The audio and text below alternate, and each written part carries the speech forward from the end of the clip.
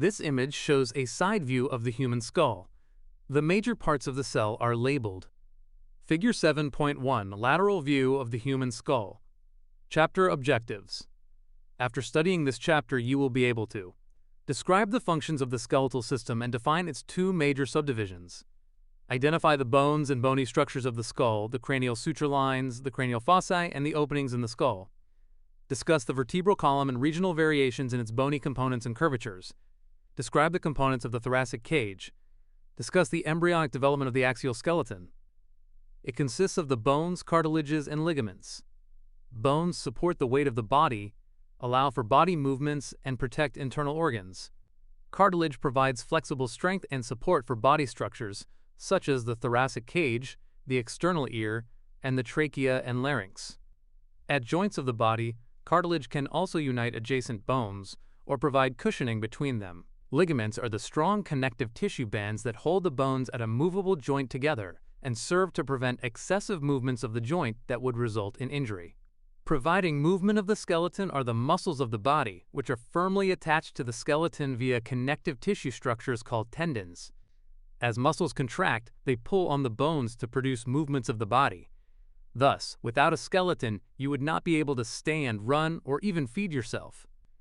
Each bone of the body serves a particular function, and therefore bones vary in size, shape, and strength based on these functions. For example, the bones of the lower back and lower limb are thick and strong to support your body weight. Similarly, the size of a bony landmark that serves as a muscle attachment site on an individual bone is related to the strength of this muscle. Muscles can apply very strong pulling forces to the bones of the skeleton. To resist these forces, bones have enlarged bony landmarks at sites where powerful muscles attach. This means that not only the size of a bone, but also its shape, is related to its function. For this reason, the identification of bony landmarks is important during your study of the skeletal system. Bones are also dynamic organs that can modify their strength and thickness in response to changes in muscle strength or body weight. Thus, muscle attachment sites on bones will thicken if you begin a workout program that increases muscle strength. Similarly, the walls of weight-bearing bones will thicken if you gain body weight or begin pounding the pavement as part of a new running regimen. In contrast, a reduction in muscle strength or body weight will cause bones to become thinner. This may happen during a prolonged hospital stay, following limb immobilization in a cast, or going into the weightlessness of outer space. Even a change in diet, such as eating only soft food due to the loss of teeth, will result in a noticeable decrease in the size and thickness of the jawbones. Learning objectives. By the end of this section, you will be able to discuss the functions of the skeletal system, distinguish between the axial skeleton and appendicular skeleton, define the axial skeleton and its components, define the appendicular skeleton and its components. The skeletal system includes all of the bones, cartilages, and ligaments of the body that support and give shape to the body and body structures. The skeleton consists of the bones of the body. For adults, there are 206 bones in the skeleton. Younger individuals have higher numbers of bones because some bones fuse together during childhood and adolescence to form an adult bone. The primary functions of the skeleton are to provide a rigid, internal structure that can support the weight of the body against the force of gravity and to provide a structure upon which muscles can act to produce movements of the body.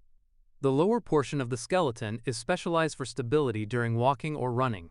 In contrast, the upper skeleton has greater mobility and ranges of motion, features that allow you to lift and carry objects or turn your head and trunk. In addition to providing for support and movements of the body, the skeleton has protective and storage functions. It protects the internal organs, including the brain, spinal cord, heart, lungs, and pelvic organs. The bones of the skeleton serve as the primary storage site for important minerals such as calcium and phosphate. The bone marrow found within bones stores fat and houses the blood cell-producing tissue of the body. The skeleton is subdivided into two major divisions, the axial and appendicular. The axial skeleton. The skeleton is subdivided into two major divisions, the axial and appendicular. The axial skeleton forms the vertical, central axis of the body and includes all bones of the head, neck, chest, and back. Figure 7.2. It serves to protect the brain, spinal cord, heart, and lungs. It also serves as the attachment site for muscles that move the head, neck, and back, and for muscles that act across the shoulder and hip joints to move their corresponding limbs. The axial skeleton of the adult consists of 80 bones, including the skull, the vertebral column, and the thoracic cage. The skull is formed by 22 bones. Also associated with the head are an additional 7 bones, including the hyoid bone and the ear ossicles, 3 small bones found in each middle ear. The vertebral column consists of 24 bones, each called a vertebra, plus the sacrum and coccyx. The thoracic cage includes the 12 pairs of ribs, and the sternum, the flattened bone of the anterior chest. This diagram shows the human skeleton and identifies the major bones. The left panel shows the anterior view from the front, and the right panel shows the posterior view from the back. Figure 7.2 Axial and appendicular skeleton. The axial skeleton supports the head, neck, back, and chest, and thus forms the vertical axis of the body. It consists of the skull, vertebral column, including the sacrum and coccyx, and the thoracic cage, formed by the ribs and sternum. The appendicular skeleton is made up of all bones of the upper and lower limbs. The appendicular skeleton. The appendicular skeleton includes all bones of the upper and lower limbs, plus the bones that attach each limb to the axial skeleton. There are 126 bones in the appendicular skeleton of an adult. The bones of the appendicular skeleton are covered in a separate chapter. Learning objectives. By the end of this section, you will be able to list and identify the bones of the brain, case, and face. Locate the major suture lines of the skull and name the bones associated with each. Locate and define the boundaries of the anterior, middle, and posterior cranial fossae, the temporal fossa, and infratemporal fossa. Define the paranasal sinuses and identify the location of each. Name the bones that make up the walls of the orbit and identify the bones and structures that form the nasal septum and nasal conchae, and locate the hyoid bone. It is subdivided into the facial bones and the brain case, or cranial vault. Figure 7.3. The facial bones underlie the facial structures, form the nasal cavity, enclose the eyeballs, and support the teeth of the upper and lower jaws.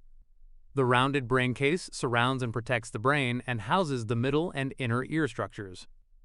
In the adult, the skull consists of 22 individual bones, 21 of which are immobile and united into a single unit.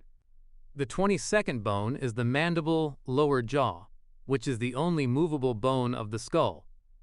In this image, the lateral view of the human skull is shown, and the brain case and facial bones are labeled. Figure 7.3 Parts of the skull. The skull consists of the rounded brain case that houses the brain and the facial bones that form the upper and lower jaws, nose, orbits, and other facial structures. Interactive link. Watch this video to view a rotating and exploded skull with color-coded bones. Which bone, yellow, is centrally located and joins with most of the other bones of the skull?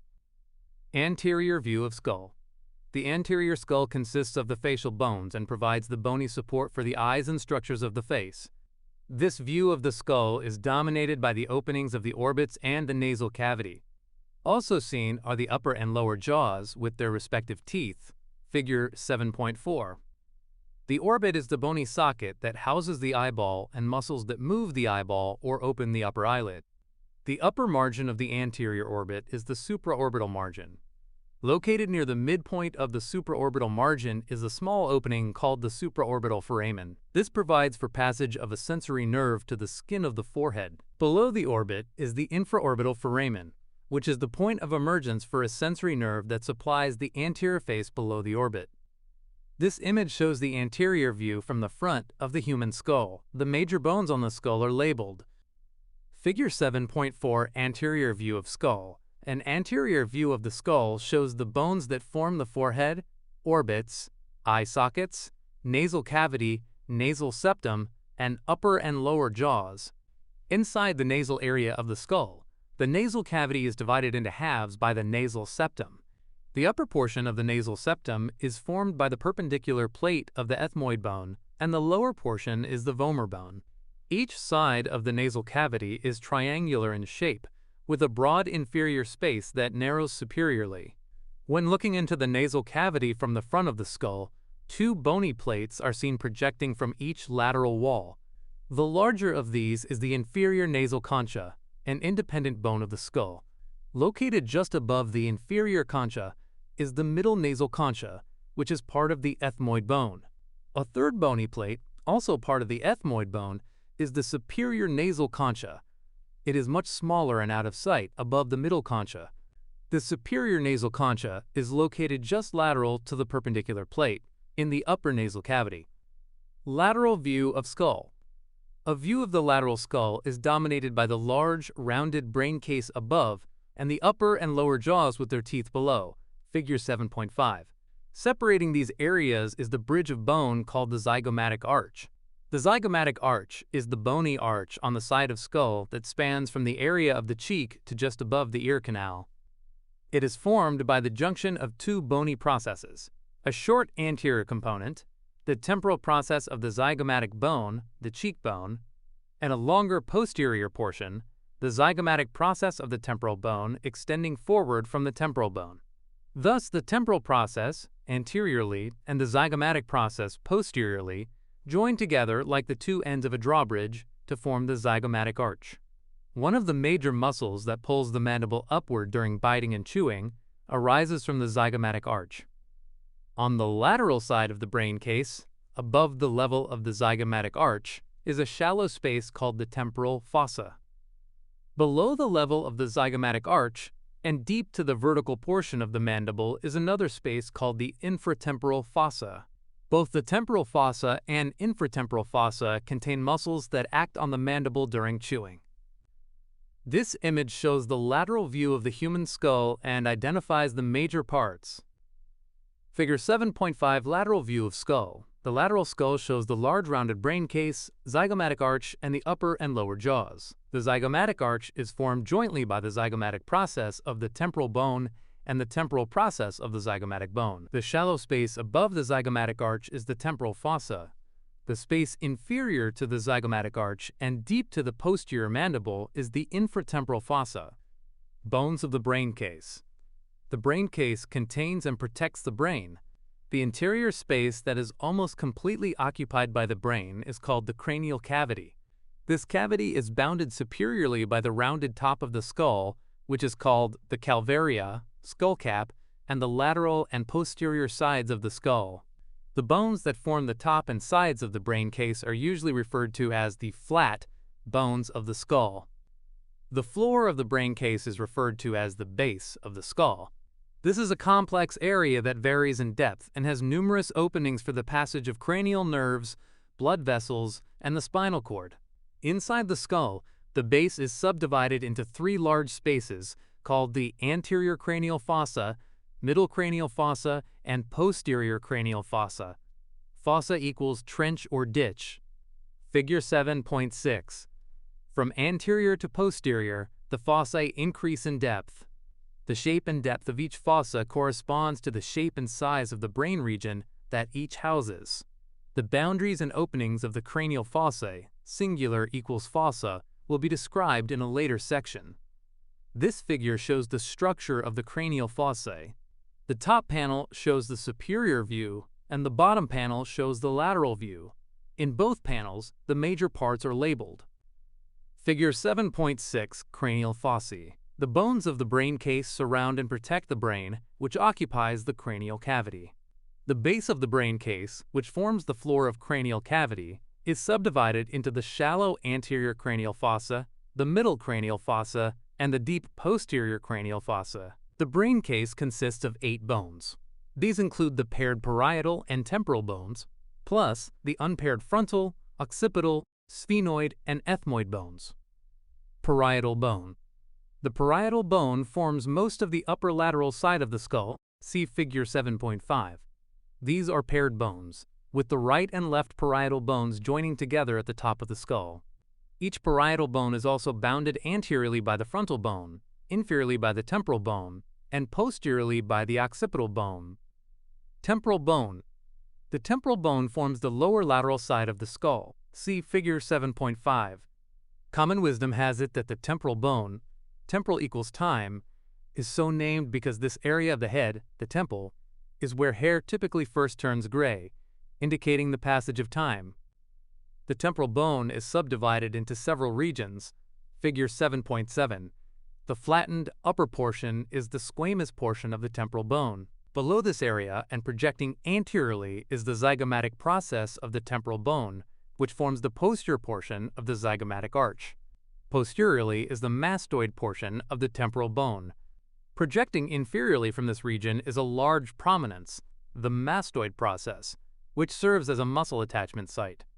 The mastoid process can easily be felt on the side of the head just behind your earlobe. On the interior of the skull, the petrous portion of each temporal bone forms the prominent, diagonally oriented petrous ridge in the floor of the cranial cavity. Located inside each petrous ridge are small cavities that house the structures of the middle and inner ears. This image shows the location of the temporal bone. A small image of the skull on the top left shows the temporal bone highlighted in pink, and a magnified view of this region then highlights the important parts of the temporal bone. Figure 7.7 Temporal bone. A lateral view of the isolated temporal bone shows the squamous, mastoid, and zygomatic portions of the temporal bone. Important landmarks of the temporal bone, as shown in Figure 7.8, include the following. External acoustic meatus, ear canal. This is the large opening on the lateral side of the skull that is associated with the ear. Internal acoustic meatus. This opening is located inside the cranial cavity on the medial side of the petrous ridge. It connects to the middle and inner ear cavities of the temporal bone. Mandibular fossa. This is the deep, oval-shaped depression located on the external base of the skull, just in front of the external acoustic meatus. The mandible, lower jaw, joins with the skull at this site as part of the temporomandibular joint, which allows for movements of the mandible during opening and closing of the mouth. Articular tubercle, the smooth ridge located immediately anterior to the mandibular fossa. Both the articular tubercle and mandibular fossa contribute to the temporomandibular joint, the joint that provides for movements between the temporal bone of the skull and the mandible. Styloid process posterior to the mandibular fossa on the external base of the skull is an elongated, downward bony projection called the styloid process, so named because of its resemblance to a stylus, a pen or writing tool. This structure serves as an attachment site for several small muscles and for a ligament that supports the hyoid bone of the neck. See also Figure 7.7. Stylomastoid foramen. This small opening is located between the styloid process and mastoid process. This is the point of exit for the cranial nerve that supplies the facial muscles. Carotid canal. The carotid canal is a zigzag-shaped tunnel that provides passage through the base of the skull for one of the major arteries that supplies the brain. Its entrance is located on the outside base of the skull, anteromedial to the styloid process. The canal then runs anteromedially within the bony base of the skull and then turns upward to its exit in the floor of the middle cranial cavity above the foramen lacerum. This image shows the superior and inferior view of the skull base. In the top panel, the inferior view is shown. A small image of the skull shows the viewing direction on the left. In the inferior view, the maxilla and the associated bones are shown. In the bottom panel, the superior view shows the ethmoid and sphenoid bones and their subparts. Figure 7.8. External and internal views of base of skull A. The hard palate is formed anteriorly by the palatine processes of the maxilla bones and posteriorly by the horizontal plate of the palatine bones. B. The complex floor of the cranial cavity is formed by the frontal, ethmoid, sphenoid, temporal, and occipital bones. The lesser wing of the sphenoid bone separates the anterior and middle cranial fossae. The petrous ridge, petrous portion of temporal bone, separates the middle and posterior cranial fossae. Frontal bone. The frontal bone is the single bone that forms the forehead. At its anterior midline, between the eyebrows, there is a slight depression called the glabella. See Figure 7.5. The frontal bone also forms the supraorbital margin of the orbit. Near the middle of this margin is the supraorbital foramen, the opening that provides passage for a sensory nerve to the forehead. The frontal bone is thickened just above each supraorbital margin, forming rounded brow ridges. These are located just behind your eyebrows and vary in size among individuals, although they are generally larger in males. Inside the cranial cavity, the frontal bone extends posteriorly. This flattened region forms both the roof of the orbit below and the floor of the anterior cranial cavity above. See Figure 7.8b. Occipital bone. The occipital bone is the single bone that forms the posterior skull and posterior base of the cranial cavity. Figure 7.9. See also Figure 7.8. On its outside surface, at the posterior midline, is a small protrusion called the external occipital protuberance, which serves as an attachment site for a ligament of the posterior neck. Lateral to either side of this bump is a superior nuchal line. Nuchal equals nape, or posterior neck. The nuchal lines represent the most superior point at which muscles of the neck attach to the skull, with only the scalp covering the skull above these lines. On the base of the skull, the occipital bone contains the large opening of the foramen magnum, which allows for passage of the spinal cord as it exits the skull. On either side of the foramen magnum is an oval-shaped occipital condyle. These condyles form joints with the first cervical vertebra and thus support the skull on top of the vertebral column. This figure shows the posterior view of the skull, and the major parts are labeled. Figure 7.9, posterior view of skull. This view of the posterior skull shows attachment sites for muscles and joints that support the skull. Sphenoid bone. The sphenoid bone is a single, complex bone of the central skull. Figure 7.10. It serves as a keystone bone because it joins with almost every other bone of the skull. The sphenoid forms much of the base of the central skull, see Figure 7.8, and also extends laterally to contribute to the sides of the skull, see Figure 7.5. Inside the cranial cavity, the right and left lesser wings of the sphenoid bone, which resemble the wings of a flying bird, form the lip of a prominent ridge that marks the boundary between the anterior and middle cranial fossae. The sella turcica, Turkish saddle, is located at the midline of the middle cranial fossa. This bony region of the sphenoid bone is named for its resemblance to the horse saddles used by the Ottoman Turks, with a high back and a tall front. The rounded depression in the floor of the sella turcica is the hypophyseal pituitary fossa, which houses the pea-sized pituitary hypophyseal gland. The greater wings of the sphenoid bone extend laterally to either side away from the sella turcica, where they form the anterior floor of the middle cranial fossa. The greater wing is best seen on the outside of the lateral skull, where it forms a rectangular area immediately anterior to the squamous portion of the temporal bone. On the inferior aspect of the skull, each half of the sphenoid bone forms two thin, vertically oriented bony plates. These are the medial pterygoid plate and lateral pterygoid plate. Pterygoid equals wing-shaped. The right and left medial pterygoid plates form the posterior, lateral walls of the nasal cavity. The somewhat larger lateral pterygoid plates serve as attachment sites for chewing muscles that fill the infratemporal space and act on the mandible. This image shows the location and structure of the sphenoid bone. A small image of the skull on the top left shows the sphenoid bone highlighted in ochre yellow. The top panel shows the superior view of the sphenoid bone, and the bottom panel shows the posterior view of the sphenoid bone. Figure 7.10, sphenoid bone. Shown in isolation in A superior and B posterior views, the sphenoid bone is a single midline bone that forms the anterior walls and floor of the middle cranial fossa. It has a pair of lesser wings and a pair of greater wings. The sella turcica surrounds the hypophyseal fossa. Projecting downward are the medial and lateral pterygoid plates. The sphenoid has multiple openings for the passage of nerves and blood vessels, including the optic canal, superior orbital fissure, foramen rotundum, foramen ovale, and foramen spinosum. Ethmoid bone. The ethmoid bone is a single midline bone that forms the roof and lateral walls of the upper nasal cavity, the upper portion of the nasal septum, and contributes to the medial wall of the orbit. Figure 7.11 and Figure 7.12. On the interior of the skull, the ethmoid also forms a portion of the floor of the anterior cranial cavity, see Figure 7.8b.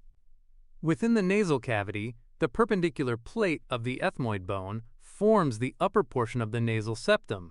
The ethmoid bone also forms the lateral walls of the upper nasal cavity. Extending from each lateral wall are the superior nasal concha and middle nasal concha, which are thin, curved projections that extend into the nasal cavity. Figure 7.13. In the cranial cavity, the ethmoid bone forms a small area at the midline in the floor of the anterior cranial fossa. This region also forms the narrow roof of the underlying nasal cavity. This portion of the ethmoid bone consists of two parts, the crista galli and cribriform plates. The crista galli, rooster's comb or crest, is a small upward bony projection located at the midline. It functions as an anterior attachment point for one of the covering layers of the brain. To either side of the crista galli is the cribriform plate, cribrum equals sieve, a small flattened area with numerous small openings termed olfactory foramina. Small nerve branches from the olfactory areas of the nasal cavity pass through these openings to enter the brain. The lateral portions of the ethmoid bone are located between the orbit and upper nasal cavity and thus form the lateral nasal cavity wall and a portion of the medial orbit wall. Located inside this portion of the ethmoid bone are several small air-filled spaces that are part of the paranasal sinus system of the skull. This diagram shows the sagittal section of the skull and identifies the major bones and cavities. Figure 7.11 Sagittal section of skull. This midline view of the sagittally sectioned skull shows the nasal septum. This image shows the location and structure of the ethmoid bone. A small image of the skull on the top left shows the ethmoid bone colored in pink. A magnified image shows the inferior view of the ethmoid bone. Figure 7.12 Ethmoid bone. The unpaired ethmoid bone is located at the midline within the central skull. It has an upward projection, the crista galli, and a downward projection, the perpendicular plate, which forms the upper nasal septum. The cribriform plates form both the roof of the nasal cavity and a portion of the anterior cranial fossa floor.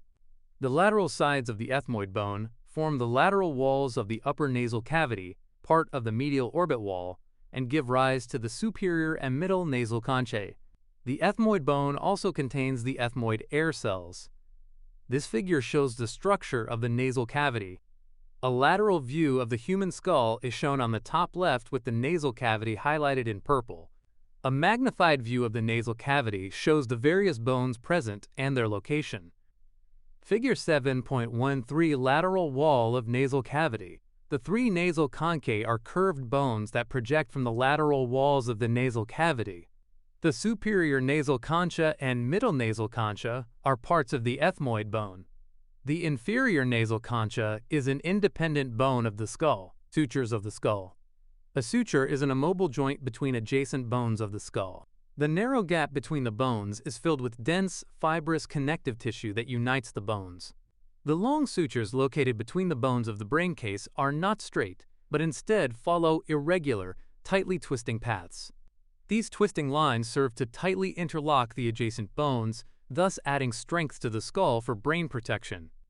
The two suture lines seen on the top of the skull are the coronal and sagittal sutures. The coronal suture runs from side to side across the skull, within the coronal plane of section. See Figure 7.5. It joins the frontal bone to the right and left parietal bones. The sagittal suture extends posteriorly from the coronal suture, running along the midline at the top of the skull in the sagittal plane of section. See Figure 7.9. It unites the right and left parietal bones. On the posterior skull, the sagittal suture terminates by joining the lambdoid suture. The lambdoid suture extends downward and laterally to either side away from its junction with the sagittal suture. The lambdoid suture joins the occipital bone to the right and left parietal and temporal bones. This suture is named for its upside-down V shape, which resembles the capital letter version of the Greek letter lambda. The squamous suture is located on the lateral skull. It unites the squamous portion of the temporal bone with the parietal bone. See Figure 7.5. At the intersection of four bones is the terion, a small capital H-shaped suture line region that unites the frontal bone, parietal bone, squamous portion of the temporal bone, and greater wing of the sphenoid bone. It is the weakest part of the skull. The terion is located approximately 2 finger widths above the zygomatic arch and a thumb's width posterior to the upward portion of the zygomatic bone. Disorders of the skeletal system. Head and traumatic brain injuries are major causes of immediate death and disability, with bleeding and infections as possible additional complications. According to the Centers for Disease Control and Prevention 2010, Approximately 30% of all injury-related deaths in the United States are caused by head injuries. The majority of head injuries involve falls. They are most common among young children, ages 0 to 4 years, adolescents, 15 to 19 years, and the elderly, over 65 years. Additional causes vary, but prominent among these are automobile and motorcycle accidents. Strong blows to the brain case portion of the skull can produce fractures. These may result in bleeding inside the skull with subsequent injury to the brain. The most common is a linear skull fracture, in which fracture lines radiate from the point of impact. Other fracture types include a comminuted fracture, in which the bone is broken into several pieces at the point of impact, or a depressed fracture, in which the fractured bone is pushed inward. In a contre-coup, counterblow fracture, the bone at the point of impact is not broken, but instead a fracture occurs on the opposite side of the skull. Fractures of the occipital bone at the base of the skull can occur in this manner, producing a basilar fracture that can damage the artery that passes through the carotid canal. A blow to the lateral side of the head may fracture the bones of the pterion. The pterion is an important clinical landmark because located immediately deep to it on the inside of the skull is a major branch of an artery that supplies the skull and covering layers of the brain. A strong blow to this region can fracture the bones around the pterion. If the underlying artery is damaged, bleeding can cause the formation of a hematoma, collection of blood, between the brain and interior of the skull. As blood accumulates, it will put pressure on the brain.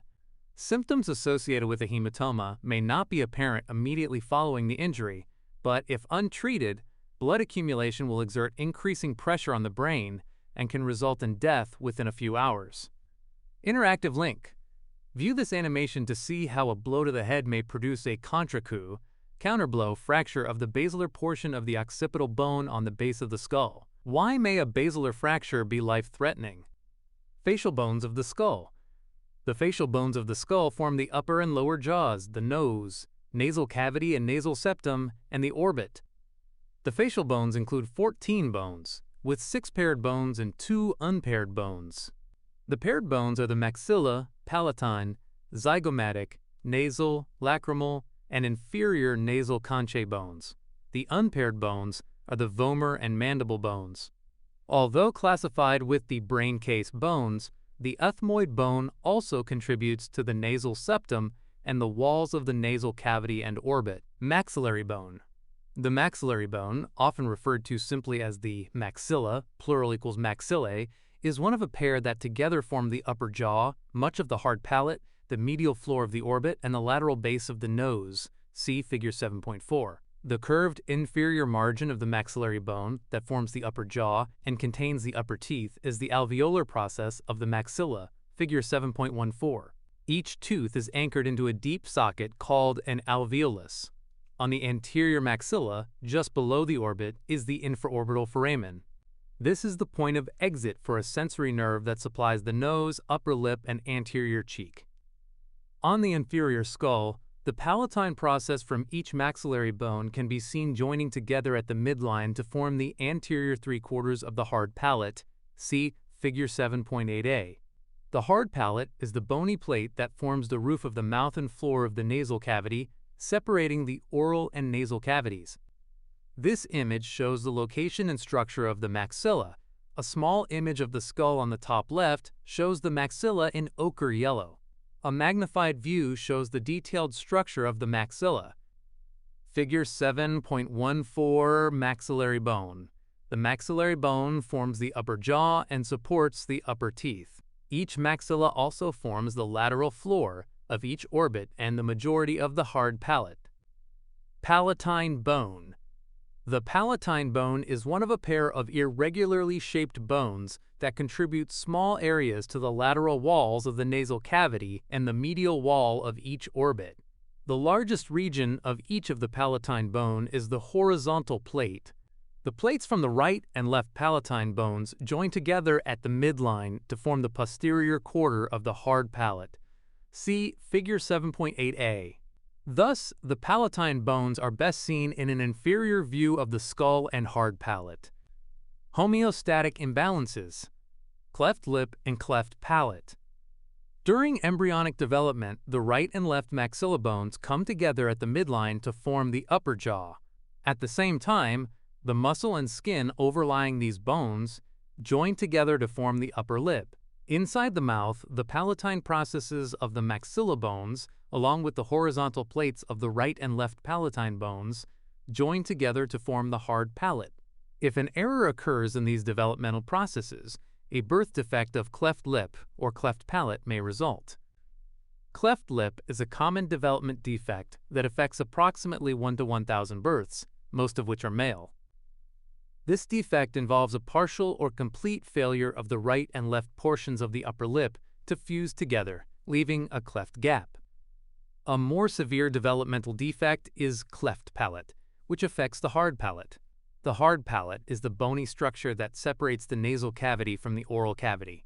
It is formed during embryonic development by the midline fusion of the horizontal plates from the right and left palatine bones and the palatine processes of the maxilla bones. Cleft palate affects approximately 1 to 2,500 births and is more common in females. It results from a failure of the two halves of the hard palate to completely come together and fuse at the midline, thus leaving a gap between them. This gap allows for communication between the nasal and oral cavities. In severe cases, the bony gap continues into the anterior upper jaw, where the alveolar processes of the maxilla bones also do not properly join together above the front teeth. If this occurs, a cleft lip will also be seen. Because of the communication between the oral and nasal cavities, a cleft palate makes it very difficult for an infant to generate the suckling needed for nursing, thus leaving the infant at risk for malnutrition. Surgical repair is required to correct cleft palate defects. Zygomatic bone. The zygomatic bone is also known as the cheekbone. Each of the paired zygomatic bones forms much of the lateral wall of the orbit and the lateral inferior margins of the anterior orbital opening. See Figure 7.4. The short temporal process of the zygomatic bone projects posteriorly, where it forms the anterior portion of the zygomatic arch. See Figure 7.5. Nasal bone. The nasal bone is one of two small bones that join with each other to form the bony base bridge of the nose. They also support the cartilages that form the lateral walls of the nose. See Figure 7.11. These are the bones that are damaged when the nose is broken. Lacrimal bone. Each lacrimal bone is a small rectangular bone that forms the anterior medial wall of the orbit. See Figure 7.4 and Figure 7.5.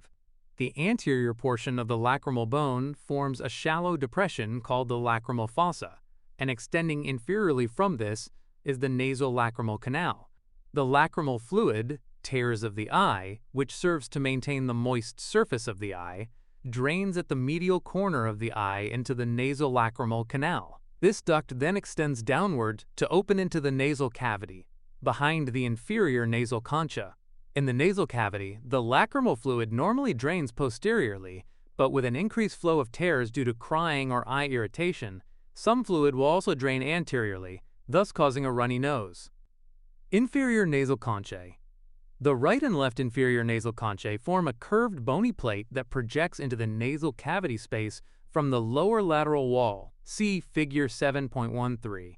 The inferior concha is the largest of the nasal conchae and can easily be seen when looking into the anterior opening of the nasal cavity. Vomer bone. The unpaired vomer bone, often referred to simply as the vomer, is triangular-shaped and forms the posterior inferior part of the nasal septum. See Figure 7.11. The vomer is best seen when looking from behind into the posterior openings of the nasal cavity. See Figure 7.8a.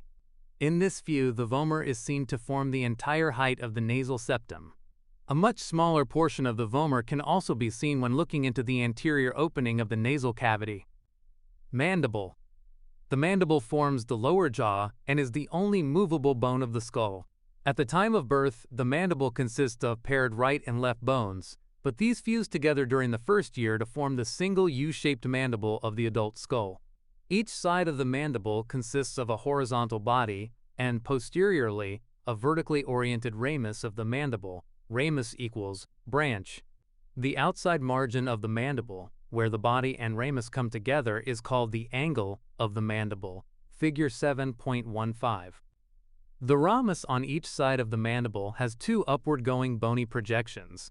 The more anterior projection is the flattened coronoid process of the mandible, which provides attachment for one of the biting muscles. The posterior projection is the condylar process of the mandible, which is topped by the oval-shaped condyle.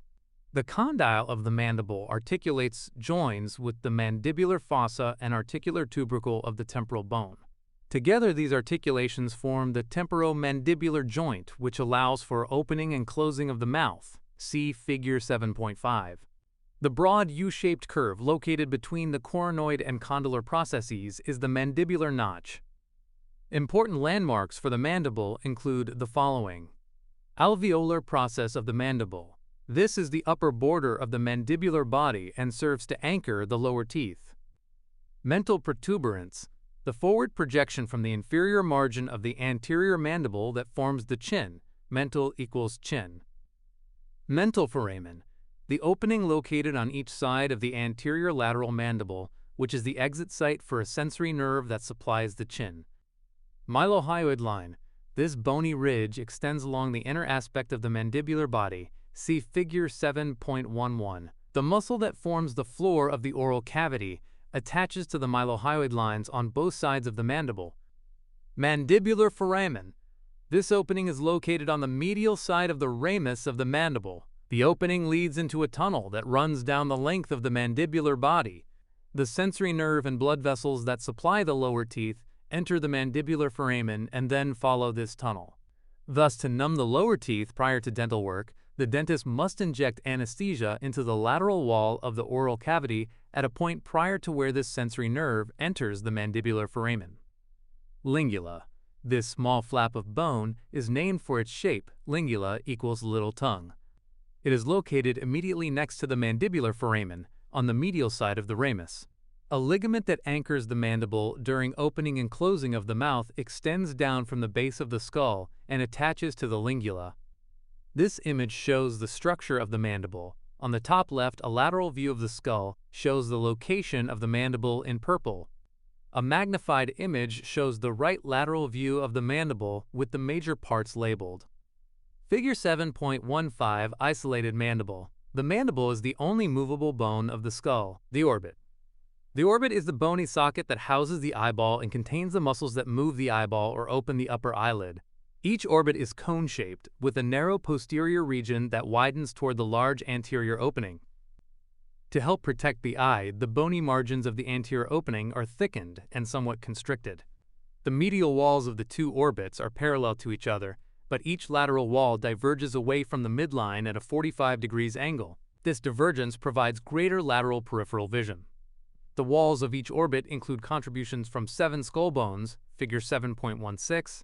The frontal bone forms the roof, and the zygomatic bone forms the lateral wall and lateral floor. The medial floor is primarily formed by the maxilla, with a small contribution from the palatine bone.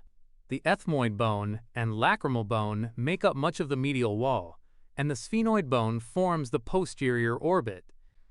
At the posterior apex of the orbit is the opening of the optic canal, which allows for passage of the optic nerve from the retina to the brain. Lateral to this is the elongated and irregularly shaped superior orbital fissure, which provides passage for the artery that supplies the eyeball, sensory nerves, and the nerves that supply the muscles involved in eye movements. In this image, the different bones forming the orbit for the eyes are shown and labeled. Figure 7.16 bones of the orbit. 7 skull bones contribute to the walls of the orbit. Opening into the posterior orbit from the cranial cavity are the optic canal and superior orbital fissure. The nasal septum and nasal conchae. The nasal septum consists of both bone and cartilage components, figure 7.17, see also figure 7.11. The upper portion of the septum is formed by the perpendicular plate of the ethmoid bone. The lower and posterior parts of the septum are formed by the triangular-shaped vomer bone. In an anterior view of the skull, the perpendicular plate of the ethmoid bone is easily seen inside the nasal opening as the upper nasal septum, but only a small portion of the vomer is seen as the inferior septum. A better view of the vomer bone is seen when looking into the posterior nasal cavity with an inferior view of the skull. where the vomer forms the full height of the nasal septum. The anterior nasal septum is formed by the septal cartilage, a flexible plate that fills in the gap between the perpendicular plate of the ethmoid and vomer bones. This cartilage also extends outward into the nose, where it separates the right and left nostrils. The septal cartilage is not found in the dry skull. Attached to the lateral wall on each side of the nasal cavity are the superior, middle, and inferior nasal conchae, singular equals concha, which are named for their positions. See Figure 7.13. These are bony plates that curve downward as they project into the space of the nasal cavity.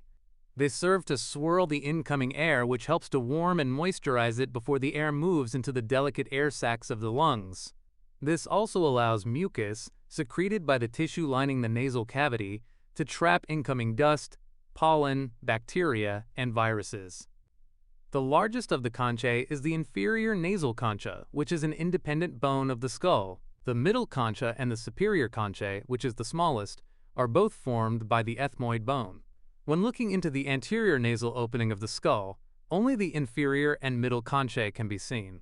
The small superior nasal concha is well hidden above and behind the middle concha.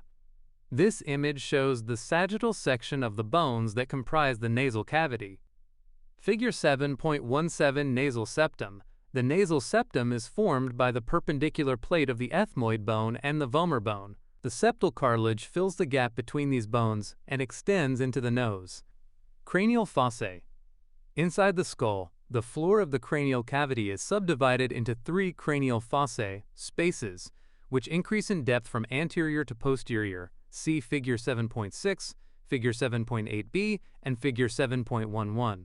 Since the brain occupies these areas, the shape of each conforms to the shape of the brain regions that it contains. Each cranial fossa has anterior and posterior boundaries and is divided at the midline into right and left areas by a significant bony structure or opening. Anterior cranial fossa. The anterior cranial fossa is the most anterior and the shallowest of the 3 cranial fossae. It overlies the orbits and contains the frontal lobes of the brain. Anteriorly, the anterior fossa is bounded by the frontal bone, which also forms the majority of the floor for this space. The lesser wings of the sphenoid bone form the prominent ledge that marks the boundary between the anterior and middle cranial fossae. Located in the floor of the anterior cranial fossa at the midline is a portion of the ethmoid bone consisting of the upward projecting crista galli and to either side of this, the cribriform plates. Middle cranial fossa. The middle cranial fossa is deeper and situated posterior to the anterior fossa. It extends from the lesser wings of the sphenoid bone anteriorly to the petrous ridges, petrous portion of the temporal bones, posteriorly. The large, diagonally positioned petrous ridges give the middle cranial fossa a butterfly shape, making it narrow at the midline and broad laterally. The temporal lobes of the brain occupy this fossa. The middle cranial fossa is divided at the midline by the upward bony prominence of the sella turcica, a part of the sphenoid bone. The middle cranial fossa has several openings for the passage of blood vessels and cranial nerves. See Figure 7.8. Openings in the middle cranial fossa are as follows. Optic canal. This opening is located at the anterior lateral corner of the sella turcica. It provides for passage of the optic nerve into the orbit. Superior orbital fissure. This large, irregular opening into the posterior orbit is located on the anterior wall of the middle cranial fossa, lateral to the optic canal and under the projecting margin of the lesser wing of the sphenoid bone. Nerves to the eyeball and associated muscles and sensory nerves to the forehead pass through this opening.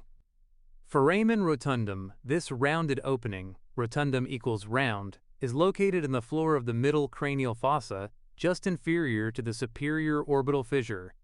It is the exit point for a major sensory nerve that supplies the cheek, nose, and upper teeth. Foramen ovale of the middle cranial fossa.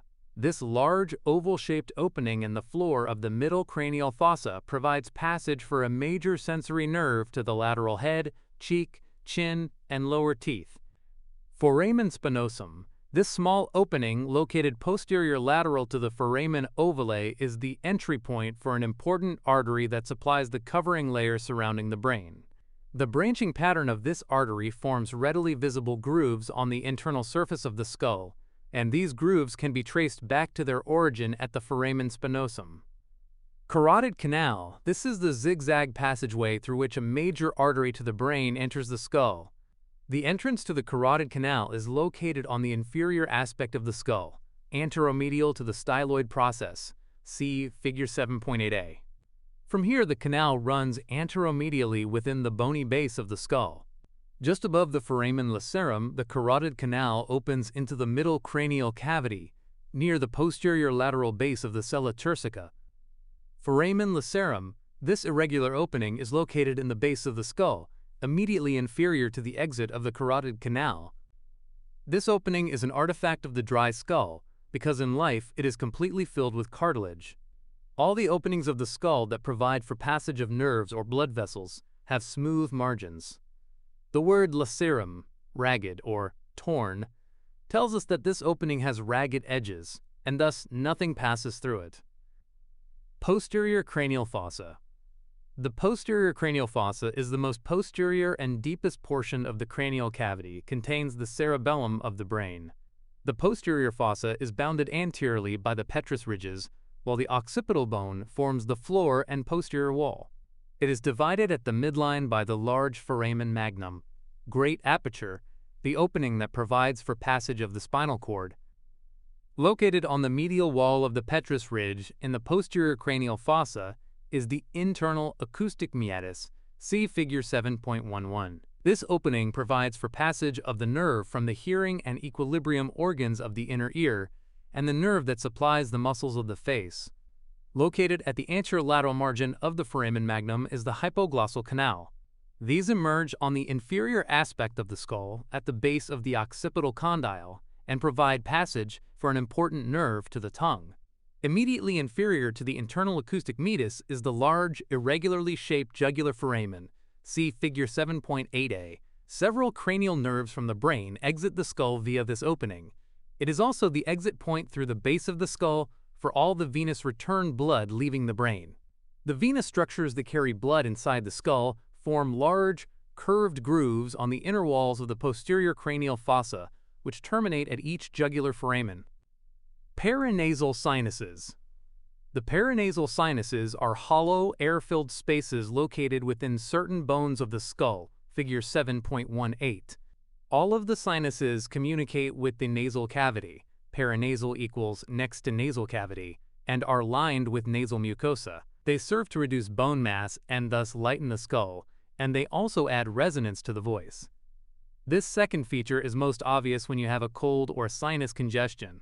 These produce swelling of the mucosa and excess mucus production, which can obstruct the narrow passageways between the sinuses and the nasal cavity, causing your voice to sound different to yourself and others.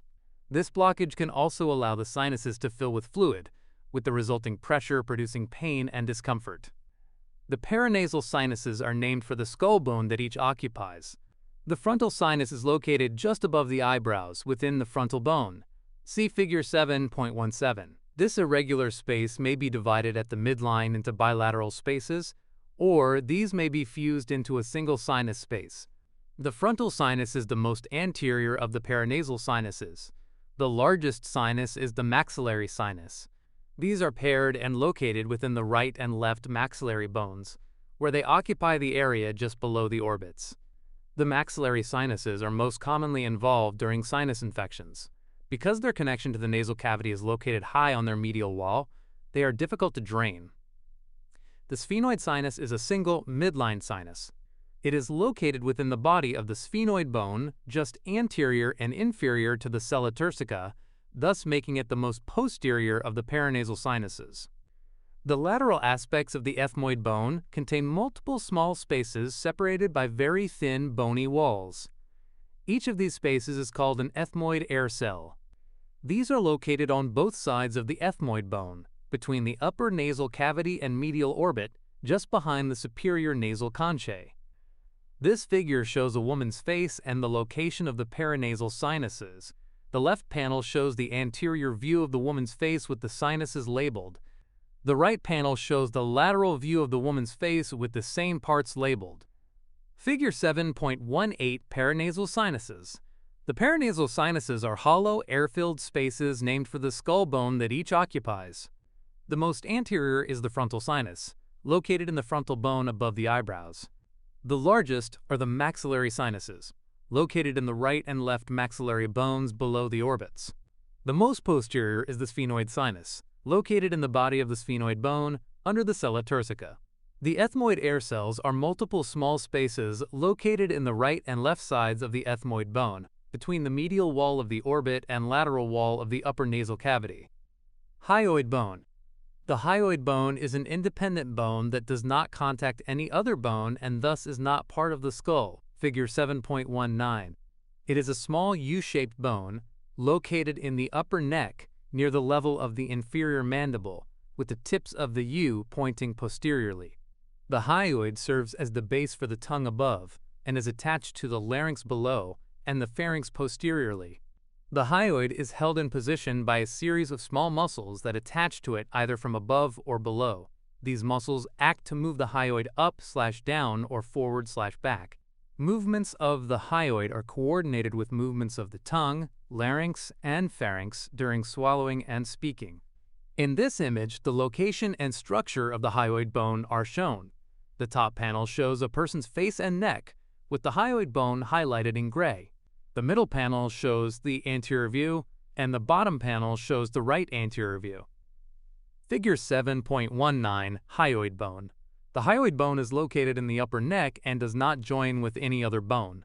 It provides attachments for muscles that act on the tongue, larynx, and pharynx. Learning objectives. By the end of this section, you will be able to describe each region of the vertebral column and the number of bones in each region. Discuss the curves of the vertebral column and how these change after birth. Describe a typical vertebra and determine the distinguishing characteristics for vertebrae in each vertebral region and features of the sacrum and the coccyx. Describe the structure of an intervertebral disc. Determine the location of the ligaments that provide support for the vertebral column. The vertebral column it consists of a sequence of vertebrae. Singular equals vertebra, each of which is separated and united by an intervertebral disc. Together, the vertebrae and intervertebral discs form the vertebral column. It is a flexible column that supports the head, neck, and body and allows for their movements. It also protects the spinal cord, which passes down the back through openings in the vertebrae. This image shows the structure of the vertebral column. The left panel shows the front view of the vertebral column, and the right panel shows the side view of the vertebral column. Figure 7.20 Vertebral column. The adult vertebral column consists of 24 vertebrae plus the sacrum and coccyx. The vertebrae are divided into three regions: cervical C1-C7 vertebrae, thoracic T1-T12 vertebrae, and lumbar L1-L5 vertebrae. The vertebral column is curved with two primary curvatures, thoracic and sacrococcygeal curves, and two secondary curvatures, cervical and lumbar curves. Regions of the vertebral column. The vertebral column originally develops as a series of 33 vertebrae, but this number is eventually reduced to 24 vertebrae plus the sacrum and coccyx. The vertebral column is subdivided into 5 regions, with the vertebrae in each area named for that region and numbered in descending order. In the neck, there are 7 cervical vertebrae, each designated with the letter C followed by its number. Superiorly, the C1 vertebra articulates, forms a joint with the occipital condyles of the skull. Inferiorly, C1 articulates with the C2 vertebra, and so on. Below these are the 12 thoracic vertebrae, designated T1, T12. The lower back contains the L1-L5 lumbar vertebrae. The single sacrum, which is also part of the pelvis, is formed by the fusion of 5 sacral vertebrae. Similarly, the coccyx or tailbone results from the fusion of 4 small coccygeal vertebrae. However, the sacral and coccygeal fusions do not start until age 20 and are not completed until middle age. An interesting anatomical fact is that almost all mammals have 7 cervical vertebrae, regardless of body size. This means that there are large variations in the size of cervical vertebrae, ranging from the very small cervical vertebrae of a shrew to the greatly elongated vertebrae in the neck of a giraffe. In a full-grown giraffe, each cervical vertebra is 11 inches tall. Curvatures of the vertebral column. The adult vertebral column does not form a straight line but instead has 4 curvatures along its length. See Figure 7.20. These curves increase the vertebral column's strength, flexibility, and ability to absorb shock. When the load on the spine is increased, by carrying a heavy backpack for example, the curvatures increase in depth, become more curved, to accommodate the extra weight. They then spring back when the weight is removed. The 4 adult curvatures are classified as either primary or secondary curvatures. Primary curves are retained from the original fetal curvature, while secondary curvatures develop after birth. During fetal development, the body is flexed anteriorly into the fetal position, giving the entire vertebral column a single curvature that is concave anteriorly. In the adult, this fetal curvature is retained in 2 regions of the vertebral column as the thoracic curve, which involves the thoracic vertebrae, and the sacrococcygeal curve, formed by the sacrum and coccyx. Each of these is thus called a primary curve because they are retained from the original fetal curvature of the vertebral column. A secondary curve develops gradually after birth as the child learns to sit upright, stand, and walk. Secondary curves are concave posteriorly, opposite in direction to the original fetal curvature. The cervical curve of the neck region develops as the infant begins to hold their head upright when sitting. Later, as the child begins to stand and then to walk, the lumbar curve of the lower back develops. In adults, the lumbar curve is generally deeper in females. Disorders associated with the curvature of the spine include kyphosis, an excessive posterior curvature of the thoracic region, lordosis, an excessive anterior curvature of the lumbar region, and scoliosis, an abnormal lateral curvature accompanied by twisting of the vertebral column. Disorders of the vertebral column, developmental anomalies, pathological changes, or obesity can enhance the normal vertebral column curves, resulting in the development of abnormal or excessive curvatures. Figure 7.21. Kyphosis, also referred to as humpback or hunchback, is an excessive posterior curvature of the thoracic region. This can develop when osteoporosis causes weakening and erosion of the anterior portions of the upper thoracic vertebrae, resulting in their gradual collapse. Figure 7.22. Lordosis, or swayback, is an excessive anterior curvature of the lumbar region and is most commonly associated with obesity or late pregnancy. The accumulation of body weight in the abdominal region results in anterior shift in the line of gravity that carries the weight of the body. This causes an anterior tilt of the pelvis and a pronounced enhancement of the lumbar curve. Scoliosis is an abnormal lateral curvature accompanied by twisting of the vertebral column. Compensatory curves may also develop in other areas of the vertebral column to help maintain the head positioned over the feet. Scoliosis is the most common vertebral abnormality among girls. The cause is usually unknown, but it may result from weakness of the back muscles, defects such as differential growth rates in the right and left sides of the vertebral column, or differences in the length of the lower limbs. When present, scoliosis tends to get worse during adolescent growth spurts. Although most individuals do not require treatment, a back brace may be recommended for growing children. In extreme cases, surgery may be required. Excessive vertebral curves can be identified while an individual stands in the anatomical position. Observe the vertebral profile from the side and then from behind to check for kyphosis or lordosis. Then have the person bend forward. If scoliosis is present, an individual will have difficulty in bending directly forward, and the right and left sides of the back will not be level with each other in the bent position. This image shows the changes to the abnormal curves of the vertebral columns in different diseases. The left panel shows the change in the curve of the vertebral column in scoliosis. The middle panel shows the change in the curve of the vertebral column in kyphosis, and the right panel shows the change in the curve of the vertebral column in lordosis. Figure 7.21 Abnormal curvatures of the vertebral column. A. Scoliosis is an abnormal lateral bending of the vertebral column. B. An excessive curvature of the upper thoracic vertebral column is called kyphosis. C. Lordosis is an excessive curvature in the lumbar region of the vertebral column. This figure shows the changes to the spine in osteoporosis. The left panel shows the structure of normal vertebrae, and the right panel shows the curved vertebrae in osteoporosis. Figure 7.22. Osteoporosis. Osteoporosis is an age-related disorder that causes the gradual loss of bone density and strength. When the thoracic vertebrae are affected, there can be a gradual collapse of the vertebrae. This results in kyphosis, an excessive curvature of the thoracic region. Interactive link. Osteoporosis is a common age-related bone disease in which bone density and strength is decreased. Watch this video to get a better understanding of how thoracic vertebrae may become weakened and may fracture due to this disease. How may vertebral osteoporosis contribute to kyphosis? General structure of a vertebra. Within the different regions of the vertebral column, vertebrae vary in size and shape, but they all follow a similar structural pattern.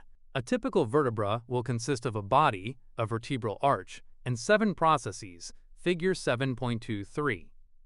The body is the anterior portion of each vertebra and is the part that supports the body weight.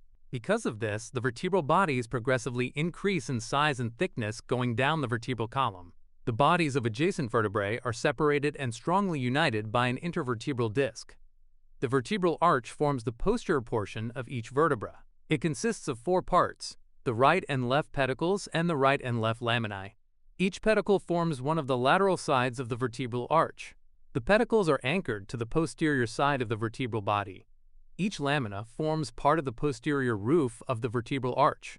The large opening between the vertebral arch and body is the vertebral foramen, which contains the spinal cord. In the intact vertebral column, the vertebral foramina of all of the vertebrae align to form the vertebral spinal canal, which serves as the bony protection and passageway for the spinal cord down the back. When the vertebrae are aligned together in the vertebral column, notches in the margins of the pedicles of adjacent vertebrae together form an intervertebral foramen, the opening through which a spinal nerve exits from the vertebral column, figure 7.24. 7 processes arise from the vertebral arch. Each paired transverse process projects laterally and arises from the junction point between the pedicle and lamina. The single spinous process, vertebral spine, projects posteriorly at the midline of the back. The vertebral spines can easily be felt as a series of bumps just under the skin down the middle of the back. The transverse and spinous processes serve as important muscle attachment sites. A superior articular process extends or faces upward, and an inferior articular process faces or projects downward on each side of a vertebrae. The paired superior articular processes of one vertebra join with the corresponding paired inferior articular processes from the next higher vertebra. These junctions form slightly movable joints between the adjacent vertebrae.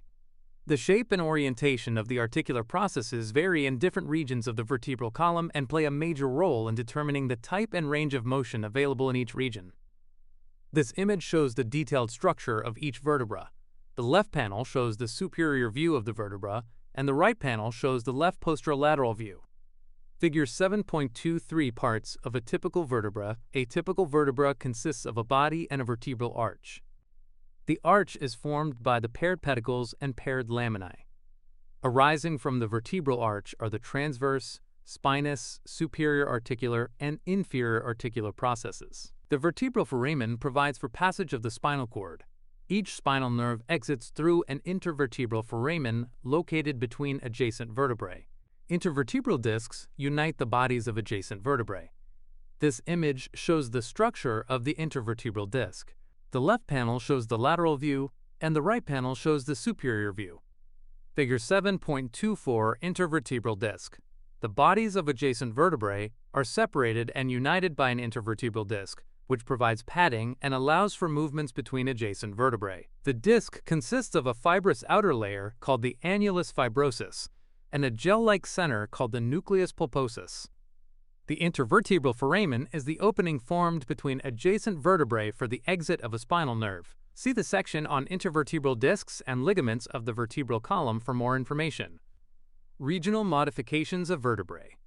In addition to the general characteristics of a typical vertebra described above, vertebrae also display characteristic size and structural features that vary between the different vertebral column regions. Thus, cervical vertebrae are smaller than lumbar vertebrae, due to differences in the proportion of body weight that each supports.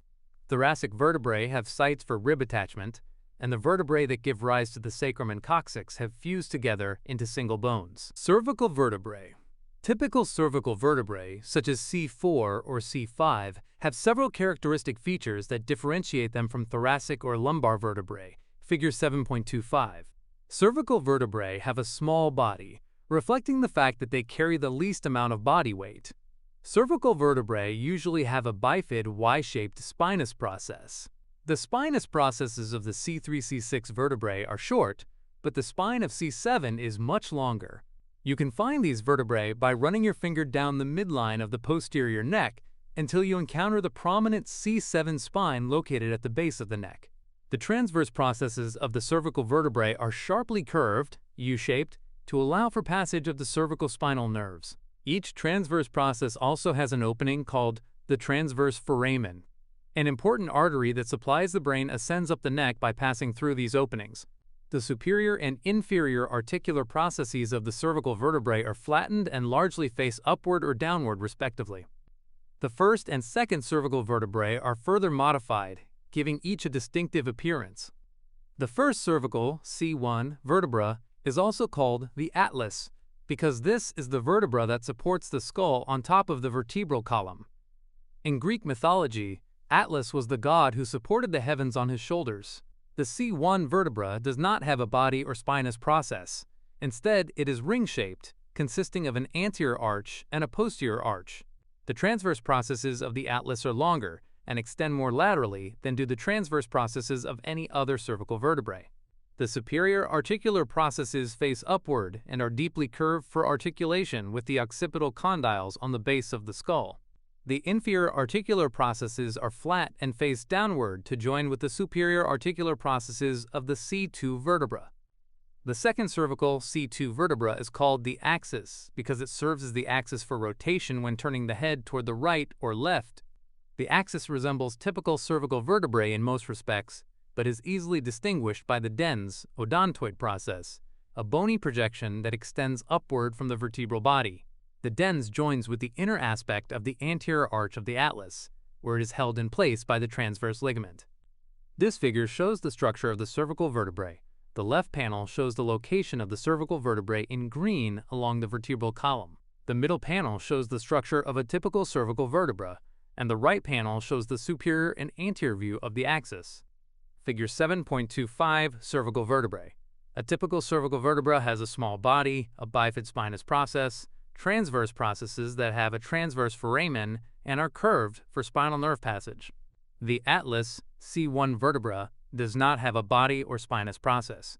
It consists of an anterior and a posterior arch and elongated transverse processes. The axis, C2 vertebra, has the upward projecting dens, which articulates with the anterior arch of the atlas. Thoracic vertebrae. The bodies of the thoracic vertebrae are larger than those of cervical vertebrae. Figure 7.26. The characteristic feature for a typical mid-thoracic vertebra is the spinous process, which is long and has a pronounced downward angle that causes it to overlap the next inferior vertebra. The superior articular facets of thoracic vertebrae face anteriorly, and the inferior facets face posteriorly. These orientations are important determinants for the type and range of movements available to the thoracic region of the vertebral column. Thoracic vertebrae have several additional articulation sites, each of which is called a facet, where a rib is attached. Most thoracic vertebrae have two facets located on the lateral sides of the body, each of which is called a costal facet. Costal equals rib. These are for articulation with the head end of a rib. An additional facet is located on the transverse process for articulation with the tubercle of a rib. This figure shows the structure of the thoracic vertebra. The left panel shows the vertebral column with the thoracic vertebrae highlighted in pink. The right panel shows the detailed structure of a single thoracic vertebra. Figure 7.26 Thoracic vertebrae. A typical thoracic vertebra is distinguished by the spinous process, which is long and projects downward to overlap the next inferior vertebra. It also has articulation sites, facets on the vertebral body, and a transverse process for rib attachment. This diagram shows how the thoracic vertebra connects to the angle of the rib. The major parts of the vertebra and the processes connecting the vertebra to the rib are labeled.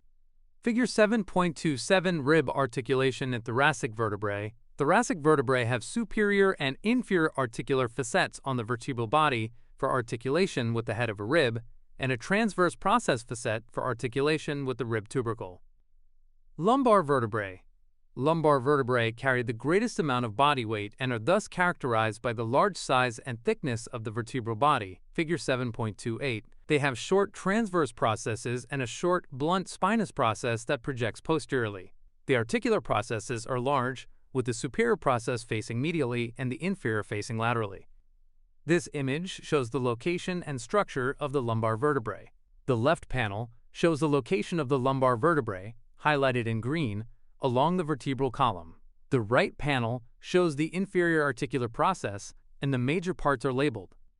Figure 7.28 lumbar vertebrae are characterized by having a large, thick body and a short, rounded spinous process. Sacrum and coccyx. The sacrum is a triangular-shaped bone that is thick and wide across its superior base where it is weight-bearing and then tapers down to an inferior, non-weight-bearing apex. Figure 7.29. It is formed by the fusion of 5 sacral vertebrae, a process that does not begin until after the age of 20. On the anterior surface of the older adult sacrum, the lines of vertebral fusion can be seen as 4 transverse ridges. On the posterior surface, running down the midline, is the median sacral crest, a bumpy ridge that is the remnant of the fused spinous processes. Median equals midline, while medial equals toward but not necessarily at the midline. Similarly, the fused transverse processes of the sacral vertebrae form the lateral sacral crest. The sacral promontory is the anterior lip of the superior base of the sacrum. Lateral to this is the roughened auricular surface, which joins with the ilium portion of the hip bone to form the immobile sacroiliac joints of the pelvis. Passing inferiorly through the sacrum is a bony tunnel called the sacral canal, which terminates at the sacral hiatus near the inferior tip of the sacrum. The anterior and posterior surfaces of the sacrum have a series of paired openings called sacral foramina, singular equals foramen, that connect to the sacral canal. Each of these openings is called a posterior dorsal sacral foramen or anterior ventral sacral foramen. These openings allow for the anterior and posterior branches of the sacrospinal nerves to exit the sacrum. The superior articular process of the sacrum, one of which is found on either side of the superior opening of the sacral canal, articulates with the inferior articular processes from the L5 vertebra. The coccyx, or tailbone, is derived from the fusion of 4 very small coccygeal vertebrae. See Figure 7.29. It articulates with the inferior tip of the sacrum. It is not weight-bearing in the standing position, but may receive some body weight when sitting. This figure shows the structure of the sacrum and coccyx. The left panel shows the vertebral column with the sacrum and coccyx highlighted in pink. The middle panel shows the anterior view, and the right panel shows the posterior view of the sacrum and coccyx. Figure 7.29, Sacrum and Coccyx.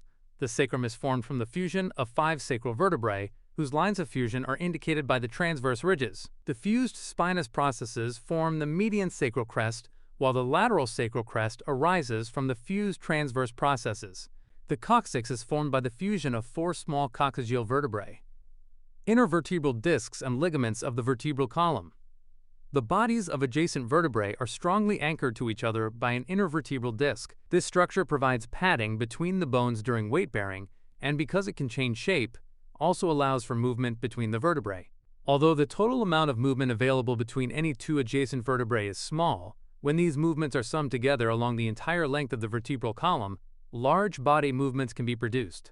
Ligaments that extend along the length of the vertebral column also contribute to its overall support and stability. Intervertebral disc. An intervertebral disc is a fibrocartilaginous pad that fills the gap between adjacent vertebral bodies. See Figure 7.24. Each disc is anchored to the bodies of its adjacent vertebrae, thus strongly uniting these. The discs also provide padding between vertebrae during weight-bearing. Because of this, intervertebral discs are thin in the cervical region and thickest in the lumbar region, which carries the most body weight. In total, the intervertebral discs account for approximately 25% of your body height between the top of the pelvis and the base of the skull. Intervertebral discs are also flexible and can change shape to allow for movements of the vertebral column. Each intervertebral disc consists of 2 parts. The annulus fibrosus is the tough, fibrous outer layer of the disc. It forms a circle, annulus equals ring or circle, and is firmly anchored to the outer margins of the adjacent vertebral bodies. Inside is the nucleus pulposus, consisting of a softer, more gel-like material. It has a high water content that serves to resist compression and thus is important for weight-bearing. With increasing age, the water content of the nucleus pulposus gradually declines. This causes the disc to become thinner, decreasing total body height somewhat, and reduces the flexibility and range of motion of the disc, making bending more difficult.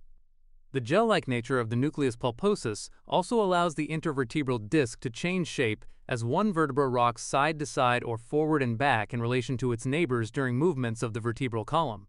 Thus, bending forward causes compression of the anterior portion of the disc but expansion of the posterior disc.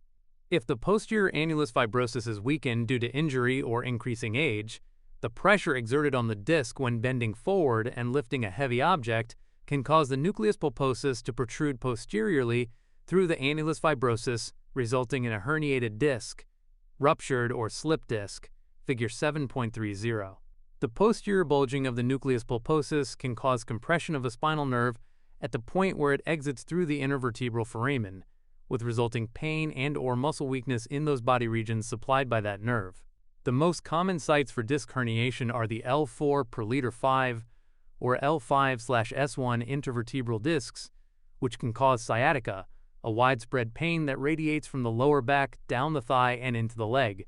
Similar injuries of the C5/C6 or C6/C7 intervertebral discs, following forcible hyperflexion of the neck from a collision accident or football injury, can produce pain in the neck, shoulder, and upper limb.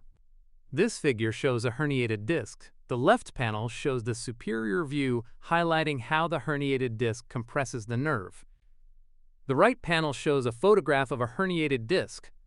Figure 7.30. Herniated intervertebral disc weakening of the annulus fibrosus can result in herniation, protrusion of the nucleus pulposus, and compression of a spinal nerve, resulting in pain and/or muscle weakness in the body regions supplied by that nerve. Interactive link. Watch this video to learn about a herniated disc. Watch this second video to see one possible treatment for a herniated disc: removing the damaged portion of the disc. How could lifting a heavy object produce pain in a lower limb? Ligaments of the vertebral column. Adjacent vertebrae are united by ligaments that run the length of the vertebral column along both its posterior and anterior aspects.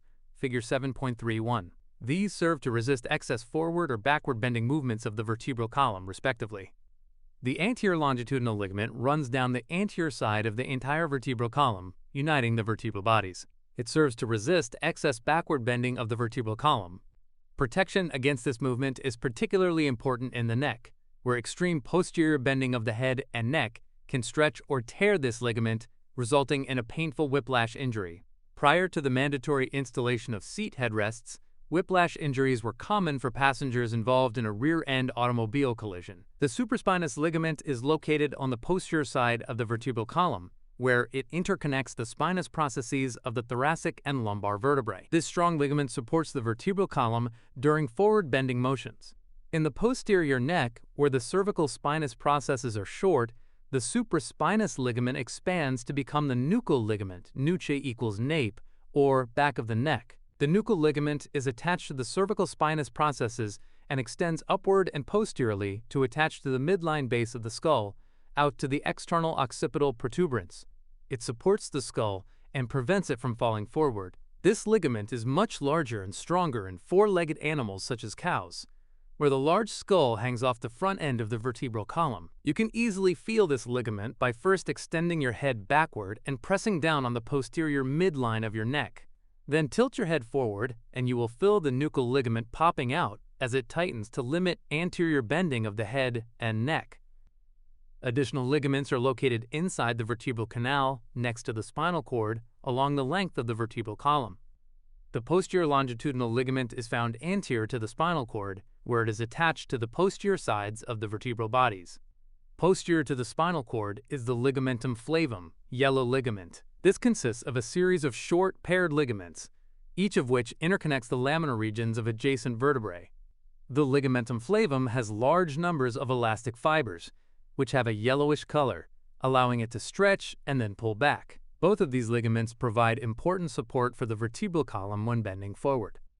In this image, a lateral view of the skull and the upper part of the vertebral column is shown. The ligaments that connect the different bones are shown in light blue and are labeled. Figure 7.31. Ligaments of vertebral column. The anterior longitudinal ligament runs the length of the vertebral column, uniting the anterior sides of the vertebral bodies. The supraspinous ligament connects the spinous processes of the thoracic and lumbar vertebrae. In the posterior neck, the supraspinous ligament enlarges to form the nuchal ligament, which attaches to the cervical spinous processes and to the base of the skull. Interactive link. Use this tool to identify the bones, intervertebral discs, and ligaments of the vertebral column. The thickest portions of the anterior longitudinal ligament and the supraspinous ligament are found in which regions of the vertebral column? Career connection. Chiropractor. Chiropractors are health professionals who use non-surgical techniques to help patients with musculoskeletal system problems that involve the bones, muscles, ligaments, tendons, or nervous system. They treat problems such as neck pain, back pain, joint pain, or headaches. Chiropractors focus on the patient's overall health and can also provide counseling related to lifestyle issues, such as diet, exercise, or sleep problems. If needed, they will refer the patient to other medical specialists. Chiropractors use a drug-free, hands-on approach for patient diagnosis and treatment. They will perform a physical exam, assess the patient's posture and spine, and may perform additional diagnostic tests, including taking X-ray images. They primarily use manual techniques, such as spinal manipulation, to adjust the patient's spine or other joints. They can recommend therapeutic or rehabilitative exercises, and some also include acupuncture, massage therapy, or ultrasound as part of the treatment program. In addition to those in general practice, some chiropractors specialize in sport injuries, neurology, orthopedics, pediatrics, nutrition, internal disorders, or diagnostic imaging. To become a chiropractor, students must have 3 to 4 years of undergraduate education, attend an accredited 4-year Doctor of Chiropractic DC degree program, and pass a licensure examination to be licensed for practice in their state. With the aging of the baby boom generation, employment for chiropractors is expected to increase. Learning objectives. By the end of this section, you will be able to discuss the components that make up the thoracic cage, identify the parts of the sternum and define the sternal angle, discuss the parts of a rib and rib classifications. The thoracic cage, rib cage, forms the thorax, chest portion of the body. It consists of the 12 pairs of ribs with their costal cartilages and the sternum, figure 7.32. The ribs are anchored posteriorly to the 12 thoracic vertebrae, T1, T1, 2. The thoracic cage protects the heart and lungs. This figure shows the skeletal structure of the rib cage. The left panel shows the anterior view of the sternum, and the right panel shows the anterior panel of the sternum, including the entire rib cage. Figure 7.32 Thoracic cage. The thoracic cage is formed by the A sternum and B 12 pairs of ribs with their costal cartilages. The ribs are anchored posteriorly to the 12 thoracic vertebrae. The sternum consists of the manubrium, body, and xiphoid process. The ribs are classified as true ribs, 1 to 7, and false ribs, 8 to 12. The last 2 pairs of false ribs are also known as floating ribs, 11 to 12. Sternum. The sternum is the elongated bony structure that anchors the anterior thoracic cage. It consists of 3 parts: the manubrium, body, and xiphoid process. The manubrium is the wider superior portion of the sternum. The top of the manubrium has a shallow, U-shaped border called the jugular suprasternal notch. This can be easily felt at the anterior base of the neck, between the medial ends of the clavicles. The clavicular notch is the shallow depression located on either side at the superior lateral margins of the manubrium. This is the site of the sternoclavicular joint, between the sternum and clavicle. The first ribs also attach to the manubrium. The elongated central portion of the sternum is the body. The manubrium and body join together at the sternal angle, so called because the junction between these 2 components is not flat but forms a slight bend. The second rib attaches to the sternum at the sternal angle. Since the first rib is hidden behind the clavicle, the second rib is the highest rib that can be identified by palpation. Thus, the sternal angle and second rib are important landmarks for the identification and counting of the lower ribs. Ribs 3 to 7 attach to the sternal body. The inferior tip of the sternum is the xiphoid process. This small structure is cartilaginous early in life, but gradually becomes ossified starting during middle age. Ribs. Each rib is a curved, flattened bone that contributes to the wall of the thorax. The ribs articulate posteriorly with the T1, T1, 2 thoracic vertebrae, and most attach anteriorly via their costal cartilages to the sternum. There are 12 pairs of ribs. The ribs are numbered 1 to 12 in accordance with the thoracic vertebrae. Parts of a typical rib. The posterior end of a typical rib is called the head of the rib. See Figure 7.27. This region articulates primarily with the costal facet located on the body of the same numbered thoracic vertebra, and to a lesser degree, with the costal facet located on the body of the next higher vertebra. Lateral to the head is the narrowed neck of the rib. A small bump on the posterior rib surface is the tubercle of the rib, which articulates with the facet located on the transverse process of the same numbered vertebra. The remainder of the rib is the body of the rib, shaft. Just lateral to the tubercle is the angle of the rib, the point at which the rib has its greatest degree of curvature. The angles of the ribs form the most posterior extent of the thoracic cage. In the anatomical position, the angles align with the medial border of the scapula. A shallow costal groove for the passage of blood vessels and a nerve is found along the inferior margin of each rib. Rib classifications. The bony ribs do not extend anteriorly completely around to the sternum. Instead, each rib ends in a costal cartilage. These cartilages are made of hyaline cartilage and can extend for several inches. Most ribs are then attached, either directly or indirectly, to the sternum via their costal cartilage. See Figure 7.32. The ribs are classified into 3 groups based on their relationship to the sternum. Ribs 1 to 7 are classified as true ribs, vertebrosternal ribs. The costal cartilage from each of these ribs attaches directly to the sternum.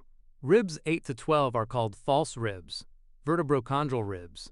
The costal cartilages from these ribs do not attach directly to the sternum. For ribs 8 to 10, the costal cartilages are attached to the cartilage of the next higher rib.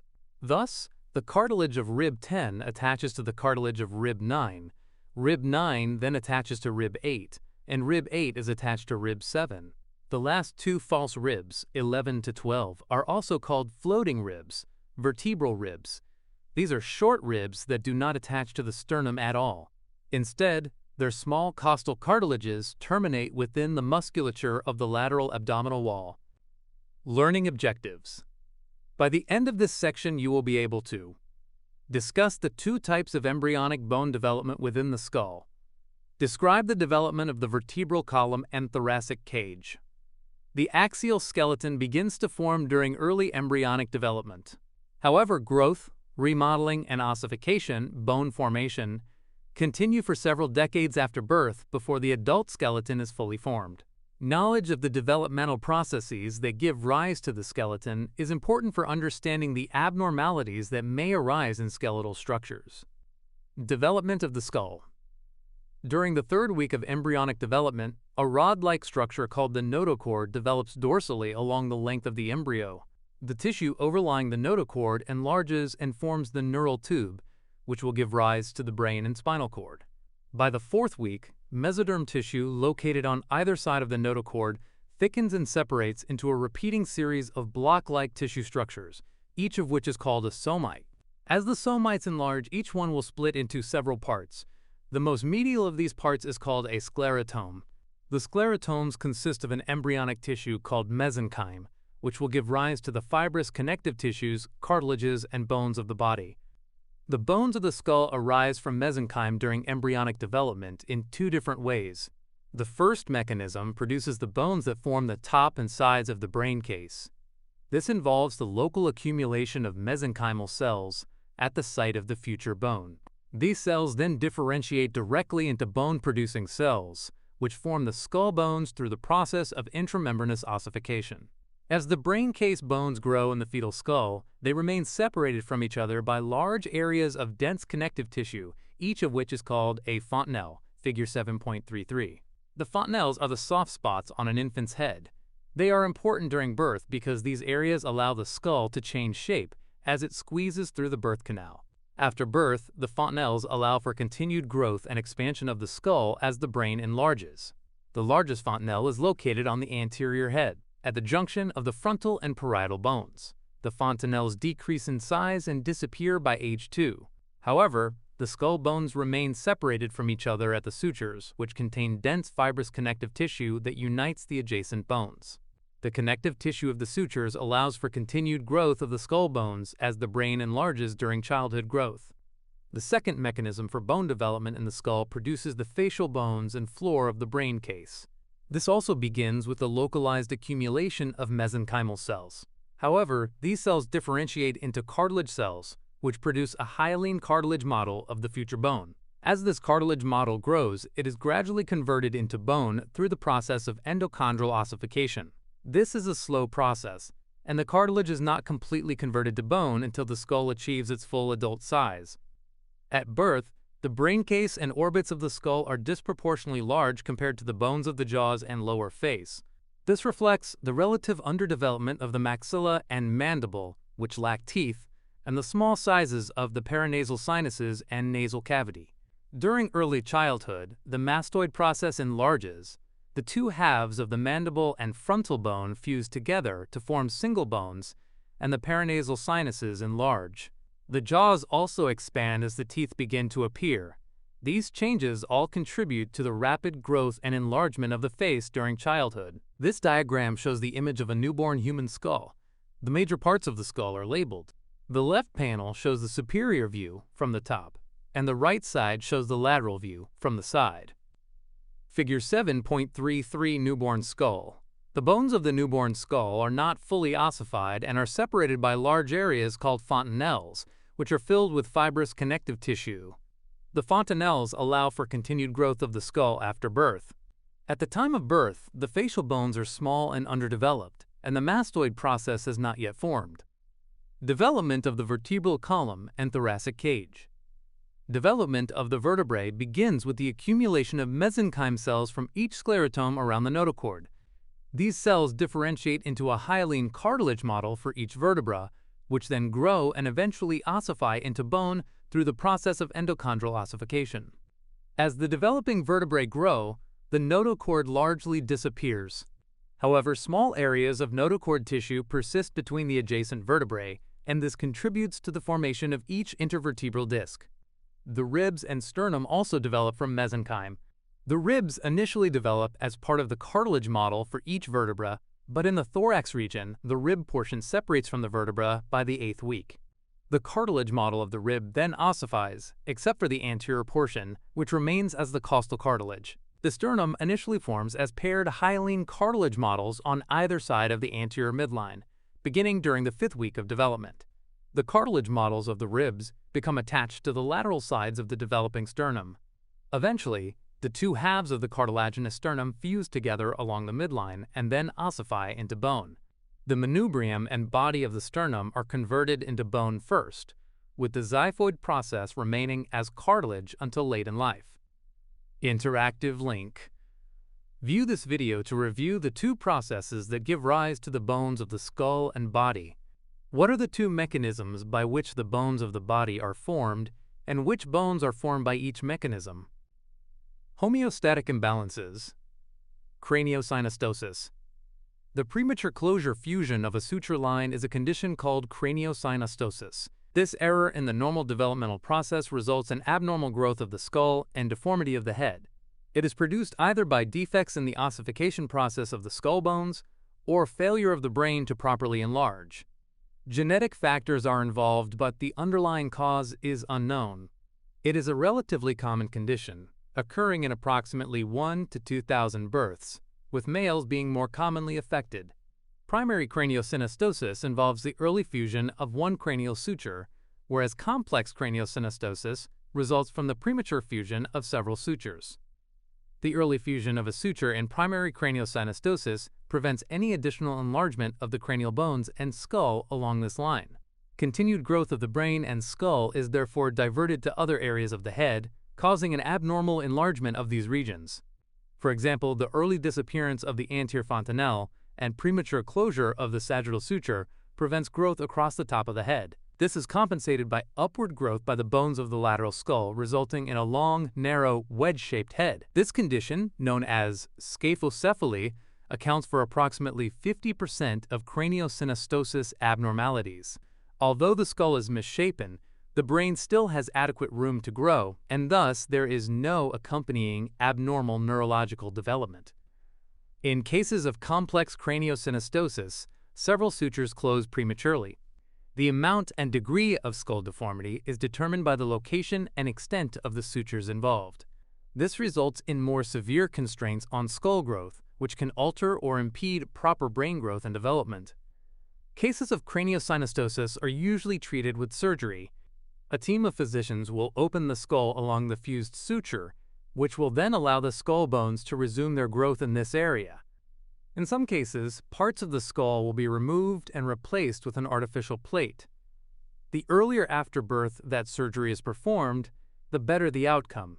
After treatment, most children continue to grow and develop normally and do not exhibit any neurological problems.